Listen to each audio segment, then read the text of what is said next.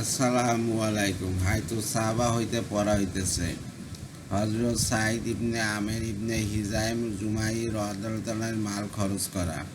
হাসান ইবনে আতিয়া রহমতুল্লাহ বলেন, হজরত উমর ইবনে খাত্তাব রাদিয়াল্লাহু যখন হজরত মুয়াবিয়া রাদিয়াল্লাহুকে সিরিয়া গভর্নরের পদ হইতে অপসারণ করিলেন, তখন হজরত সাইদ ইবনে আমের হিজাইম জুমাই রাদিয়াল্লাহুকে তাহার স্থানে প্রেরণ করিলেন। তিনি নিজে কুরাইশ বংশীয়া যুবতী স্ত্রী, যাহার চেহারা অত্যন্ত সুশ্রী ছিল, তাহাকে সঙ্গে লইয়া গেলেন। কিছুদিন যাইতে না যাইতে তারা কঠিন অভাব অনটনের সম্মুখীন হইলেন। হযরত উমর রাদিয়াল্লাহুর নিকট উহার সংবাদ পৌঁছাইলে তিনি তাহার নিকট 1000 দিনার পাঠাইলেন। হযরত সাঈদ রাদিয়াল্লাহু উক্ত দিনার লইয়া স্ত্রীর নিকট গেলেন এবং বলিলেন, হযরত উমর রাদিয়াল্লাহু এই দিনারগুলি আমাদের জন্য পাঠাইয়াছেন, যা তুমি দেখিতে পাইতেছ। স্ত্রী বলিলেন, আপনি যদি আমাদের জন্য কিছু তরকারি জিনিস ও খাদ্যদ্রব্য কিনিয়া লইতেন এবং বাকি দিনারগুলি রাখিয়া দিতেন, যা আগামীতে কাজে আসিতে পারে, তবে খুব ভালো হইত। হযরত সাঈদ রাদিয়াল্লাহু বলিলেন, আমি কি তোমাকে উহা অপেক্ষা উত্তম পন্থা বলিব? আর তা এই যে, আমরা এই মাল কোনো ব্যবসায়ীকে দিয়া দেই, সে উহা দ্বারা আমাদের জন্য ব্যবসা করিবে, আর আমরা উহা লাভ ভোগ করিতে থাকিব। উপরন্তু আমাদের মূলধনের পূর্ণ দায় দায়িত্ব তাহার উপর থাকিবে। স্ত্রী বললেন, তবে তো ঠিক আছে। হযরত সাঈদ রাদিয়াল্লাহু তরকারি জিনিসপত্র ও খাদ্যদ্রব্য খরিদ করিলেন এবং 2টি উট ও 2 জন গোলাম খরিদ করিলেন। গোলামদ্বয় উটের ওপর প্রয়োজনীয় সামানপত্র উঠাইল। তিনি এই সমস্ত কিছু গরিব, মিসকিন ও অভাবগ্রস্ত লোকদের মধ্যে বণ্টন করিয়া দিলেন। কিছুদিন পর তার স্ত্রী বলিলেন, খাওয়া দাওয়ার জিনিস শেষ হইয়া গিয়াছে। আপনি যদি সেই ব্যবসায়ীর নিকট যাইয়া আমাদের জন্য লাভের টাকা হইতে কিছু লইতেন এবং খাওয়া দাওয়ার জিনিস খরিদ করিয়া আনিতেন, তবে ভালো হইত। হযরত সাঈদ রাদিয়াল্লাহু চুপ রইলেন। স্ত্রী পুনরায় বলিলেন, তিনি এবারও চুপ রইলেন।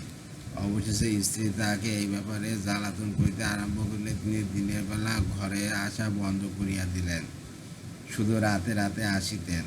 তাহার পরিবারের এক ব্যক্তি তার ঘরে আসা যাওয়া করিত। সে তাহার স্ত্রীকে বলিল, তুমি কি করিতেছ? তুমি তো তাহাকে অনেক কষ্ট দিয়াছ। তিনি তো সমস্ত মাল সৎকা করিয়া দিয়াছেন।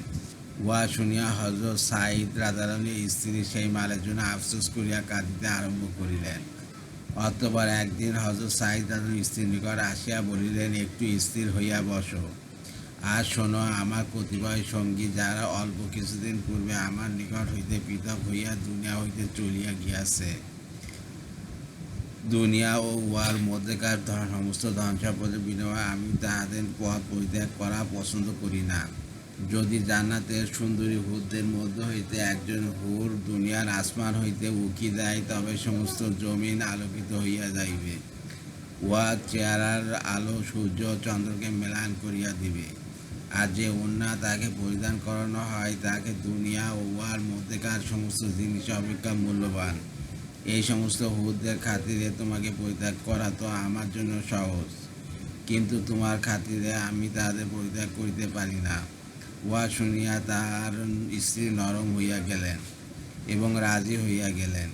উক্ত ঘটনা আব্দুর রহমান ইবনে সামেত জুমাই রহমতুল্লাহ হইতে এইরূপ বর্ণিত হইয়াছে যে, হযরত সাঈদ ইবনে আমের রাদিয়াল্লাহু যখন বেতন পাইতেন, তখন পরিবারের জন্য প্রয়োজনীয় জিনিসপত্র খরিদা করিয়া যা অবশিষ্ট থাকিত তাহা সৎকা করিয়া দিতেন। তাহার স্ত্রী বলিতেন, আপনার অবশিষ্ট বেতন কোথায়? তিনি উত্তর দিতেন, আমি তাহা একজনকে করজ হিসাবে দিয়াছি। তাহার এই অবস্থার পরিপ্রেক্ষিতে কতিপয় লোক তাহার নিকট আসিয়া বলিল, আপনার উপর আপনার পরিবারের হক রহিয়াছে, আপনার উপর আপনার শ্বশুর পক্ষের হক রহিয়াছে। হযরত সাঈদ রাদিয়াল্লাহু বলিলেন, আমি তাহাদের হক আদায়ের ব্যাপারে তাহাদের উপর অন্য কাউকে কখনো অগ্রাধিকার দেই নাই। আমি জাগর চক্ষুবিশিষ্ট হুরের আগ্রহী। অতএব কোনো মানুষকে সন্তুষ্ট করিতে যাইয়া আমি তাহাদেরকে হারাতে চাই না। কারণ জান্নাতে কোনো হুর যদি উকি দেয়, তবে সমগ্র জমিন এইরূপ আলোকসজ্জা হইয়া উঠিবে, যেমন সূর্য আলোক উজ্জ্বল হইয়া থাকে।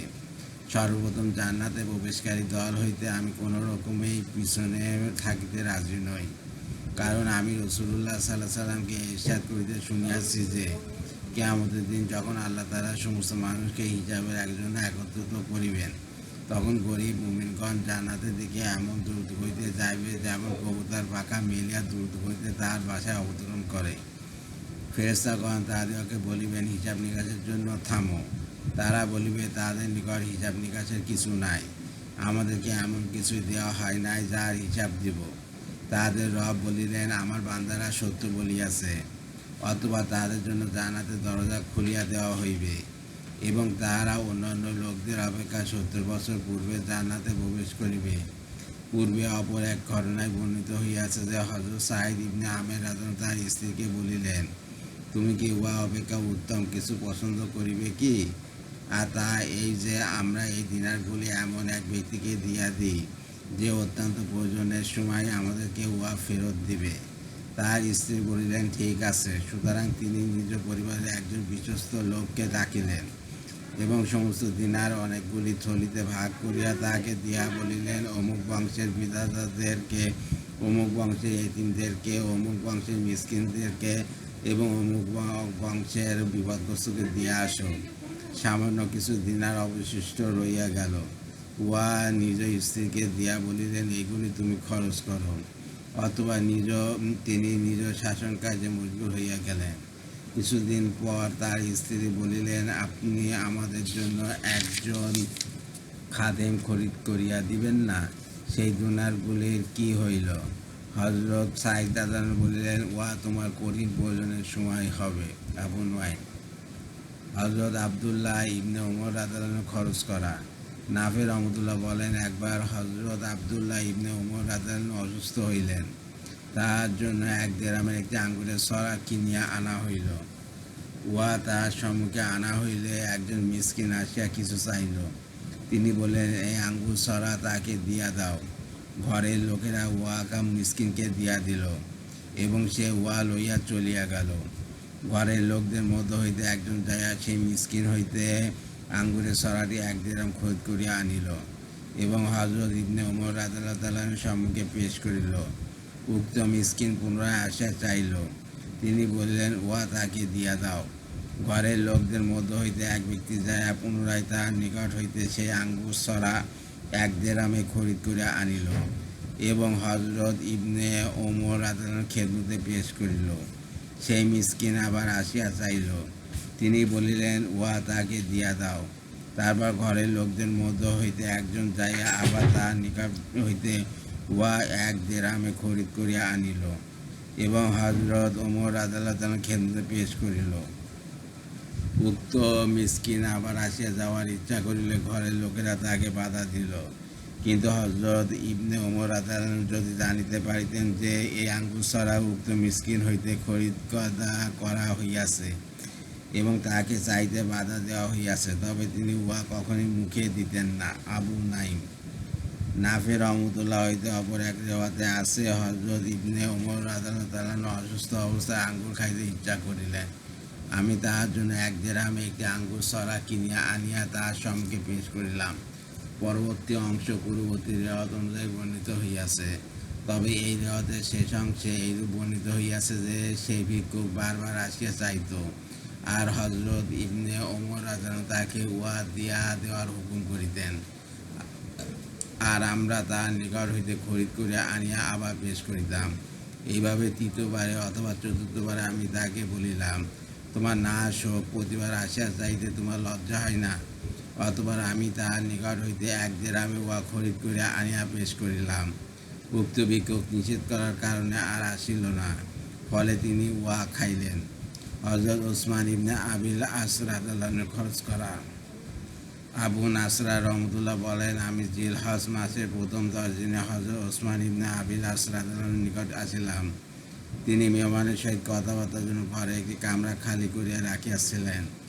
এক ব্যক্তি একটি ভেড়া লইয়া তাহার সম্মুখ দিয়া যাইতেছিল। তিনি তাহাকে জিজ্ঞাসা করিলেন, ভেড়া কত দিয়া খরিদ করিয়াছ?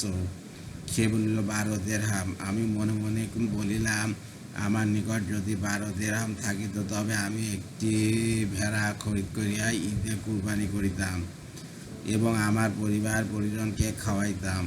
আমি যখন তাহার নিকট হইতে উঠিয়া ঘরে আসিলাম তখন তিনি আমার নিকট একটি থলি পাঠাইলেন, যার মধ্যে 50টি দিরহাম ছিল। আমি উহা অপেক্ষা বরকতময় দিরহাম আর দেখি নাই। তিনি তো আমাকে সওয়াবের নিয়তে দান করিয়াছেন, আর আমি উহার অত্যাধিক মুখাপেক্ষী ছিলাম।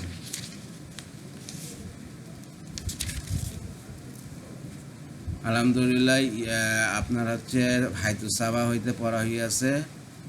আর ভুল ভ্রান্তি থাকলে প্রথমে আল্লাহ পাকের কাছে মাপ চেয়ে নিচ্ছি, আপনারা মাফ করে দেবেন যদি ভুল ভ্রান্তি থাকে। আর ইউটিউব চ্যানেল রিপন কুরাস, ওইটাকে আপনার সাবস্ক্রাইব করবেন, লাইক কমেন্ট শেয়ার দেবেন আমার ভিডিওতে, এটা আমি উৎসাহিত হই। রিপন কুরাস হচ্ছে আমার ফেসবুক পেজ, ওইটাকে আপনার ফলোতে রাখবেন। সবাই ভালো থাকবেন, সুস্থ থাকবেন এবং স্বাভাবিক থাকবেন। আল্লাহ হাফিজ।